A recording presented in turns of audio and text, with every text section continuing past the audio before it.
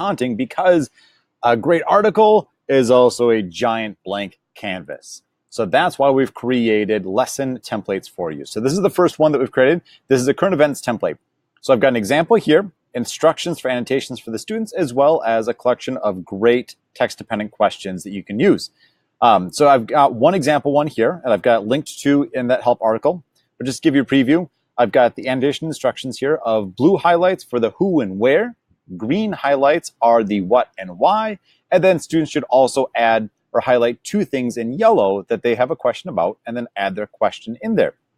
So I've got one of the questions here, read the article title. What do you already know about this topic? So we put that one at the top. And then here I didn't put any in the middle, and that's fine. It's not a long article. My students, I think, are going to be able to get through it. But down at the end, I took a number of those different questions, and not all of them, but just ones I thought looked good for this article. And I put in two questions. One of them I made as a discussion. I had one more question after that about the source, which I think is a very important thing for our students to think about on a regular basis. And at the end, I thought this would be something that students would want to learn more about. So I just did a quick YouTube search about the topic, embedded a TED Talk for it, and it's about 15 minutes long. So if students finish early, or if they want to learn more about it, they can just watch that video. So we're going to go through and make that on this NPR one here about volcanoes. So up at the beginning, what I'm going to do is I'm just going to highlight where it says annotation instructions. So this is in the Help Center. You can just search for current events template. And over here, I'm going to load in the Insert Learning Chrome extension. I'm going to add a sticky note up here at the top by clicking on the title. I'm going to paste in those instructions. So we've got that. And then let's see, going back over here, now I'm going to put in this top one, the read the article. I'm going to add in a question now after this as well. So instead of one of the question stems, which is also great, I'm just going to paste in the read the article title. There we go, we've got that.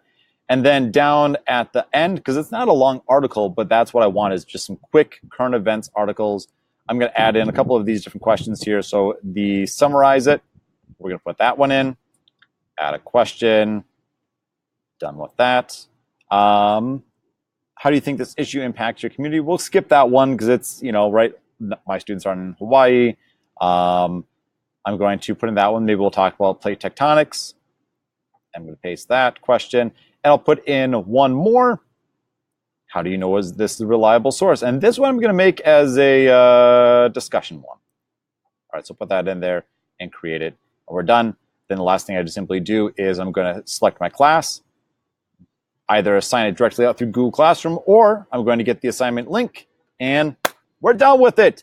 Another great thing is to make sure that you publish this out to the public library. You don't have to, but it's awesome if you do. I'm going to click on more options, edit lesson info. This one is I'm just going to put this in science, but I'm going to put it as current events. And this one I would say is good all the way down to middle school, and I'm going to tag it with current events and volcano, and I'm going to list it in the library and save that. And now, I don't know, in this video, we have now created a current events article with the lesson template, and we published it out to the public library for everybody else to find, and we assigned it to our students. I think we should go take a coffee break. Nice work.